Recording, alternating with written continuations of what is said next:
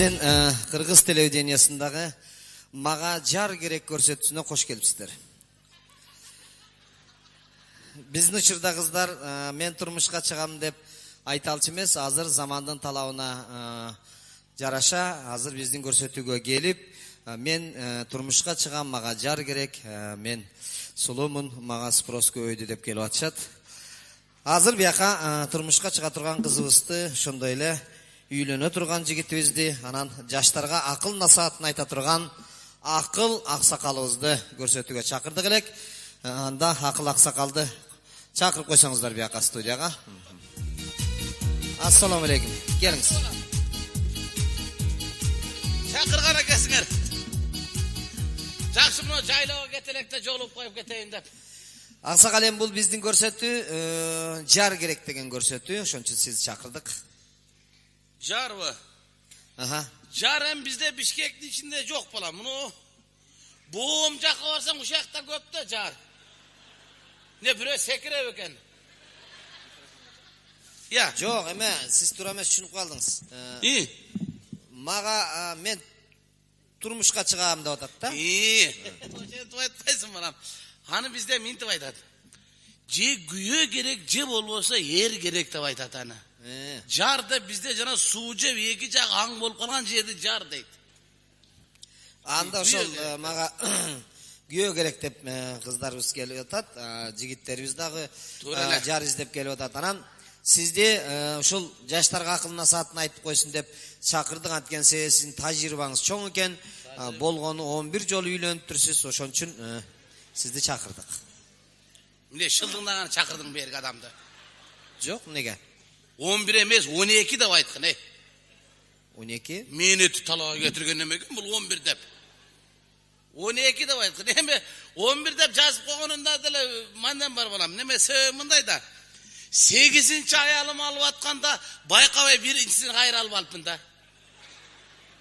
Адашыппы? Үйлөнгөндөн эле көзүмө тааныш көрүнөт.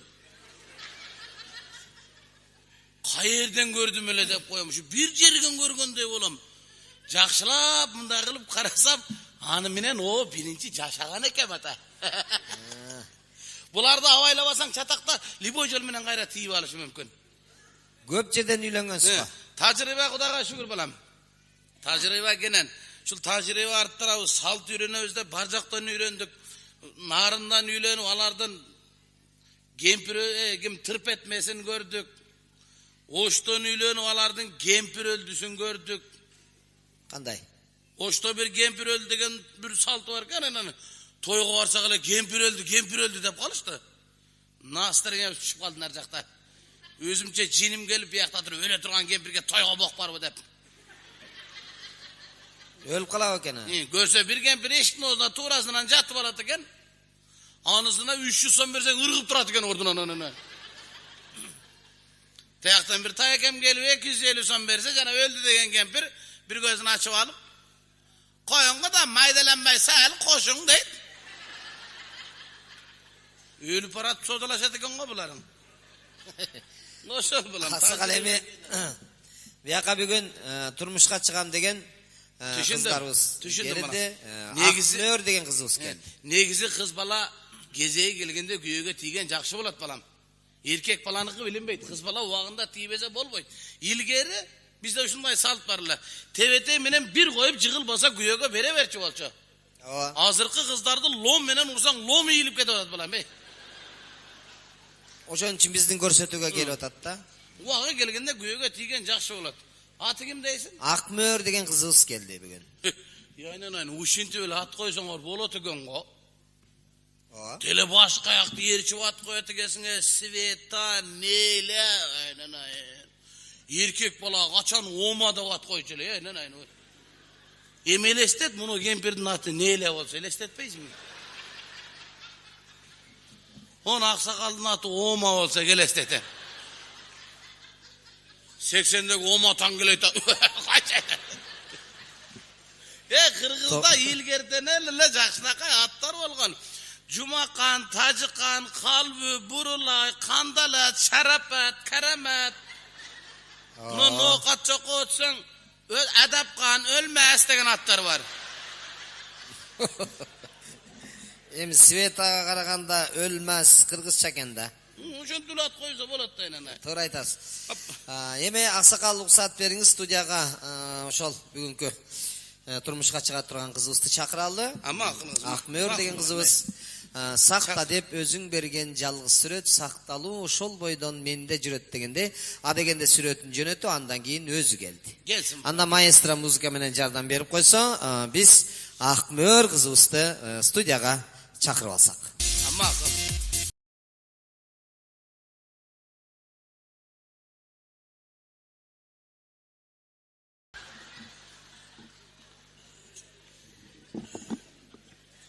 Акмөр келди.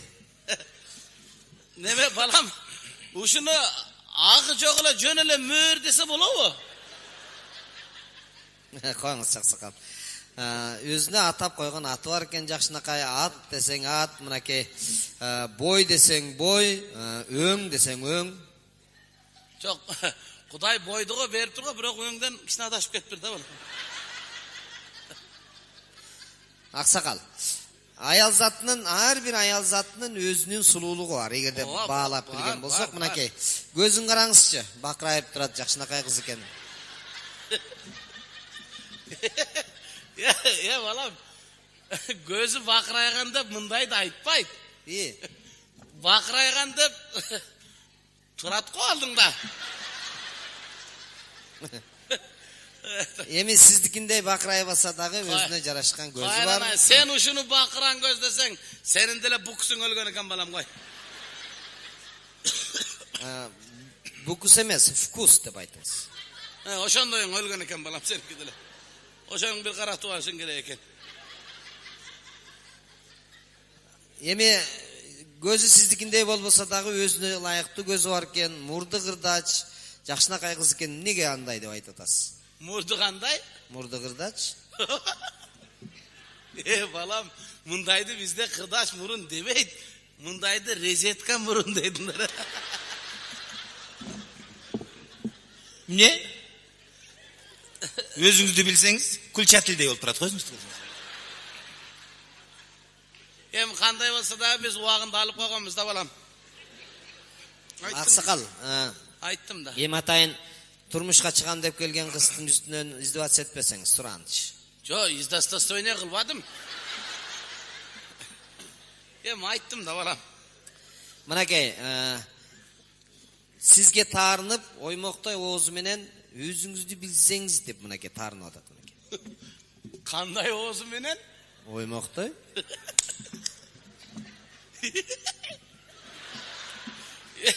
Балам, сен оймокту көргөнсүнбү өзү?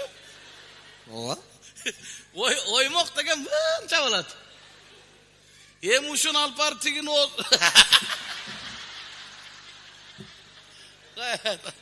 Неме?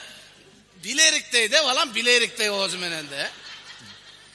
Эми билериктей болушу мүмкүн, эми эгерде оозун ачса. Лучше ачпай эле койду. Мейлиңиз эми.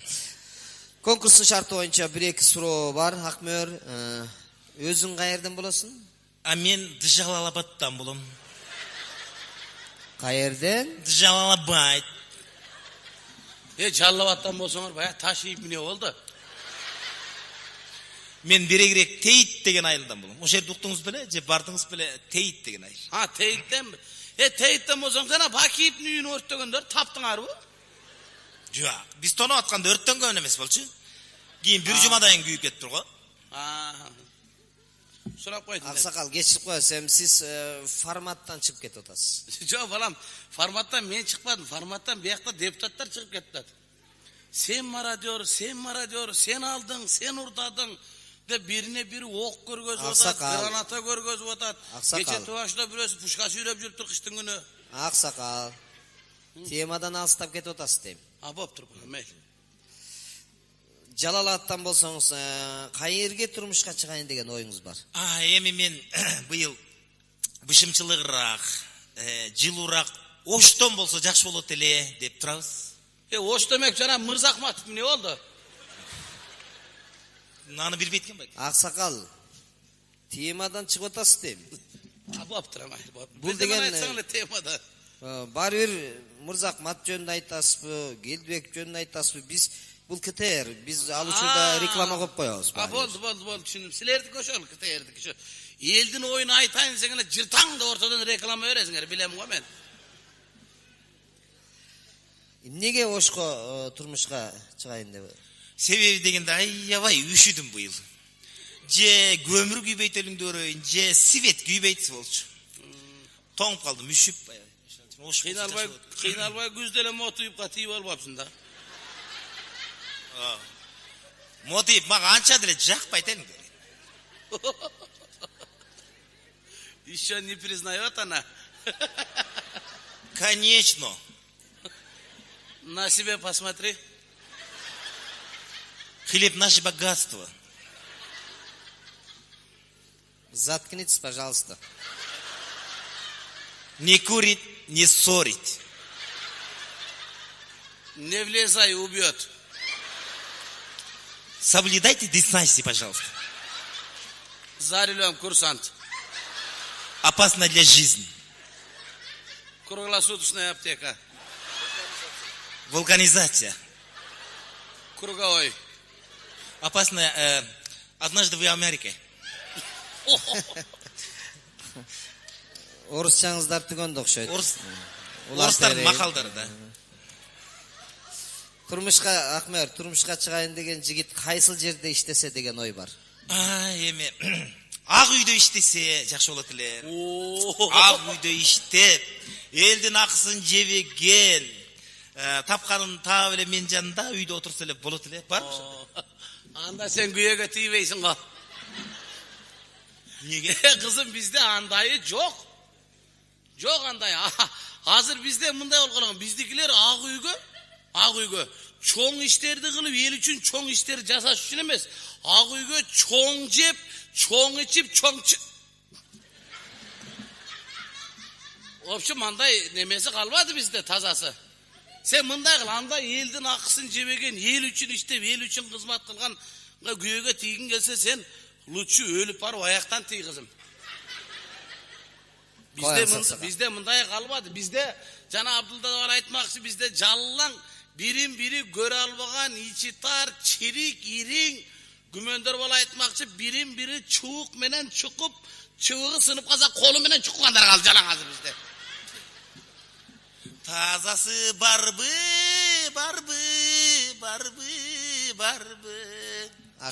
Тазасы Кәрімдікінде бар екен, кече урганбыз. Аксакал мынакей, Акмер кызы сөзү эстетип урдап калды. Конкурстун шарты боюнча бир ырдап кое турган жер бар. Акмер, даярсыңбы? Ова. Анда микрофонду uzatып коеюн. Ырдайт дагы мунун. Анда мен сиздерге сөзү Тынар Курбаналиевдики, обону Борончу Кудайбергеновдун мага срочно жар керек деген ырын тартуулап берейин. Сөзү кемики дейсиң? Тынар Курбаналиевдики. Садаңы тең, жакшы бала ошо бала. Кашы көзү капкара, көзгө сүйкүм бала го бечара. Көз тийбесин, мейли жүрө берсин. Берк обончуң болбойт кой. Байкерда берейинби? Бишкек барсыңарбы?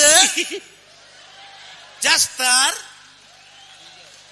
Баарыңарды биге чакырам, анда месе мага срочно жар керек. Мага жар керек. Маңро басып турган, момпоюп күлүп турган, күндүгө урушсам дагы унчукпай угуп турган. Мага жар керек. Мага срочный жар керек. Көздөрү күйүп турган, кулагын түрүп турган, кармалсам башка менен көрмөксөм болуп турган. Мага жар керек. Ер керек. Бечараны срочно бербесе болбой калыптыр. Аксакал, азыр Акмердин дагы бир бийлеп кое турган дагы бир жери бар өзү ушундай шарт боюнча. Бий дагы барбы? Ооба, бийлейт. Өлтүрөт экен да. Кандай бийле? Жалгыз калган аккуунун арманы деген бий. Maestro kаттыраак кой. Маэстро каттыра. Жалгыз калмай экен го. Акулардын арманы. Акулардын арманы.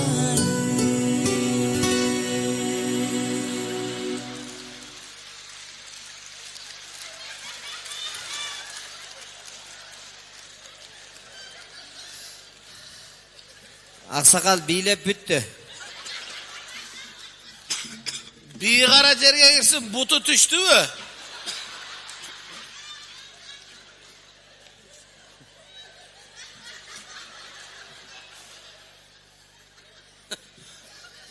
Конкурстун шарты боюнча биздин аккуу ушул болсо бечара карга каерде жашап атты экен.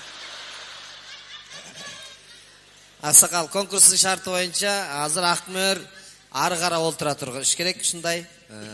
Айнанайын ушундай шартыңар бар экен. О, жана эле нары каратып койсоңор бирден болосуңарбы? Эми муну ары карап отурган себеби наркы бөлмөдө Акмөргө жолга турган жигит күтүп олтурат. Буга бирөө кел кайсы шорун каткан келер экен эми. Макул бала. Анда жигитти чакыралы. Акмөрдү эл арасынан таба албаса, ак үйдү аламын деп ала албаса, андай жигит мырзасы эмес кыргызымдын дегенде, алдыңыздарга жигитти чакыралы. Маэстро музыка беребиз. Жигит келатат.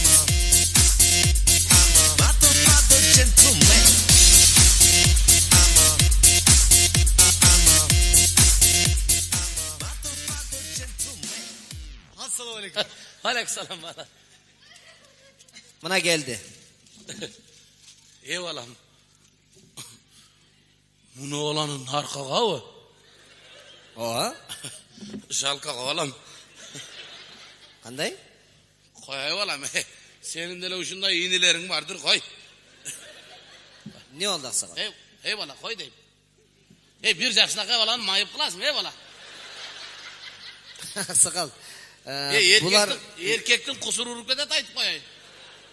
Эми өздөрү табышты да. Ким бул? Сен мени эмне кыласың? Сен наркыны сура ким деп. Бул Акыл Аксакал, биздин студияга келип акыл айта турган аксакалыбыз. Эми Акыл Аксакалдын деле акылын угуп койсоң болмок. Мейлем. Бир суроо. Аял затынын асылы ким деп ойлойсуң? Аркамда олтурат.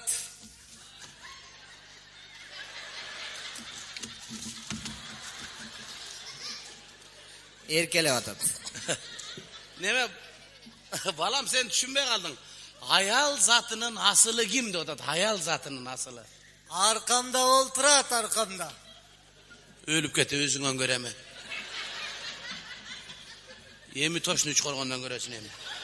Акмөр, сизге суроо. Сиз кайсы тамакты жасаганды жакшы көрөсүз? Мен аркамдагы кандай тамак жакшы көрсө жасай берем, бирок мен өзүм көбүнчө шакарапты жакшы көрөм. Туура эле тамак. Себеби бул шакараптан башка жеген эмес бу. Тамак жеген эркек мындай болбойт. Жөн эле күкүрттүн эки чийине шимди кийгиз кой.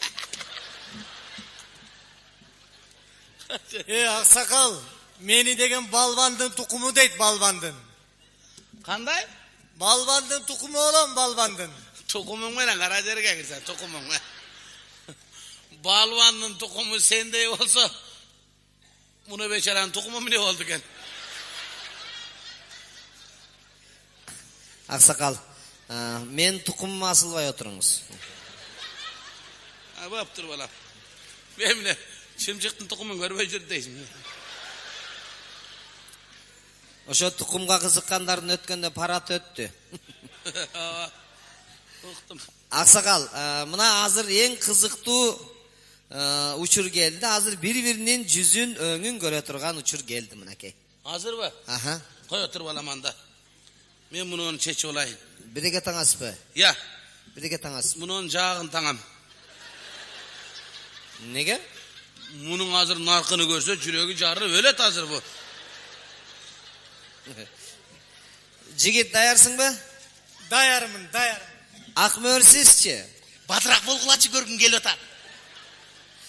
Анда маэстро музыканы бересиз, мен 3 деп санайм. 3 деп санаганда бири-бириңерди карайсыңар, 1 дегенде ордуңардан турасыңар, 2 дегенде жакын келесиңер, 3 дегенде бири-бириңерди карайсыңар. Маэстро музыканы бересиз. Анда 1.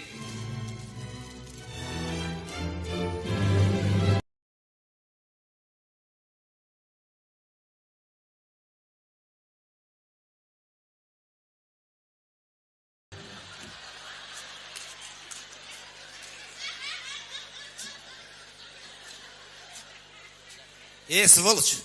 Ey. Koy anti ölgün adamın артынан жаман сүйлөбө. Міне мен ушуға уақытымды кетіріп бұл жерге келдім мен. Мен алдағанда мен жаққан жоқ. Жаккан жок. Карабашың ушуга тийбесең эрсиз өт анда сен. Аксакал, биздин көрсөтүүдө мындай болчу меселе. Не болду ана? Кызыбыз жигитти жактырбай кетти. Мына гүлүңдү өзүң карма, seni жактырбай кетти. Жоқ, ал менің бірінші аялымда. Биринчи. Eyvallah. Сурап алып келбейсиң, эдмар уара кылбай. Адашып кеттириз Аксакал, андай болбош керек эле. Ай. Борончу Кудайбергенов. Тынар Курбаналиев. Ирландисы. Борончу Кудайбергенов. Тынар Курбаналиевтен.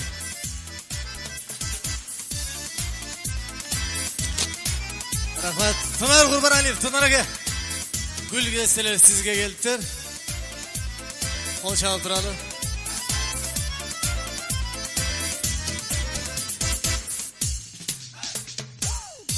Рахмат.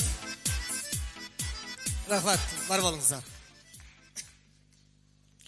Мен сіздерге түш жөнінде айтып берейін деп атам. Бұл адам баласы түш көргенде жөн түш көріп еткен. Түштағы ар бір адам өзін іштеген ішіне жараша кіреткен. Мисалы бухгалтерлер түш көрсе кечинде уктап эле күйөөсүнүн чачын эсептеп береткен, көйүтүп кошуп эле. Күйөөсү да көлүп калган ме. Бир тамада той алып барып жүрүп көлүп калыптыр, элди кол чаптыра берип. Түшүн уктап эле чачып кетип турган аялы минтип калат дейт. Жаным дүркүрөң кол чалап кайра уктай бер деп атат. Bir taможнеде турган гаишник агабыз түшүндө чочуп кетип тура калып, "Камаз!" десе кичинекей баласы бир көзүн ачып, "Ата, уктай бериңиз, пустой" деп атат. Ал эми кыргызда айтат экен, түшүндө өлүп калган адамдын өмүрү узун болот деп. Тоогул, мен түшүмдө өлүп калыптырмын. Чоң апам ачал, "Чоң апа, мен түшүмдө өлүп калыптырмын, бир түшүм жооруп берип койбойсузбу?" десе, "Мулайым телеңе жет" деп SMS жазып бериптир.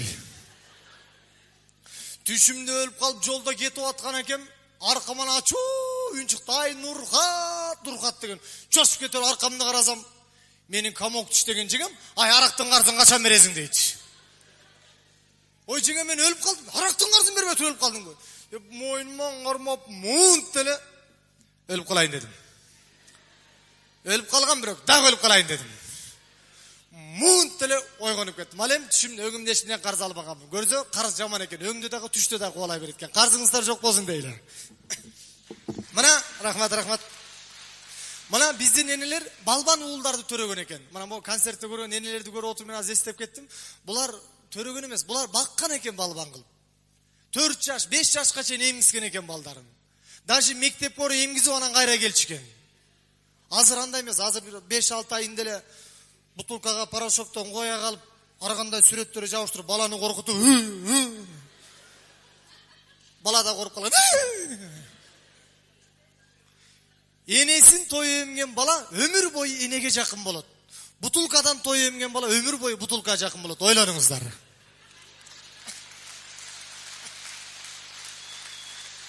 Мына ошо энесин той эмген балдардын бири болобуз. Сіздер үшін төмөнде кірдесте жаңырсын елердің урматына қуаңын алып бені қабыл алып қаңыздар анда.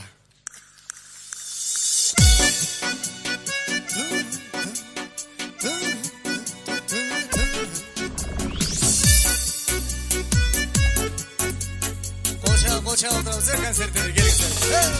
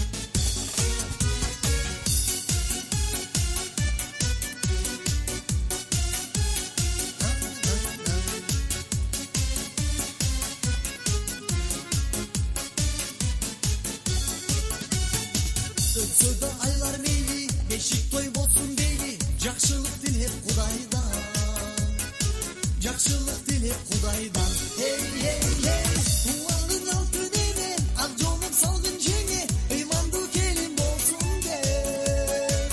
Тугандын алтын эне, ак жолун салгын жеңе, бактылуу келин болсун деп.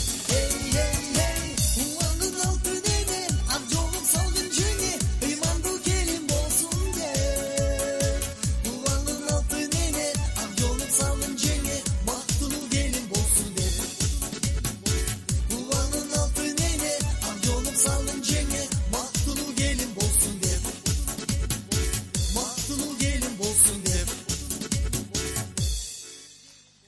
Рахмат, майрамыңыздар менен назар салыңыздар, күбө болуп калыңыздар. Ошол менен силерге арналган күлкү концерт саягына келип чыкты. Эмки жолу сактары көрүшкөнчө аман болуңуздар, бар болуңуздар. Дагы бир жолу күлкү майрамыңыздар менен.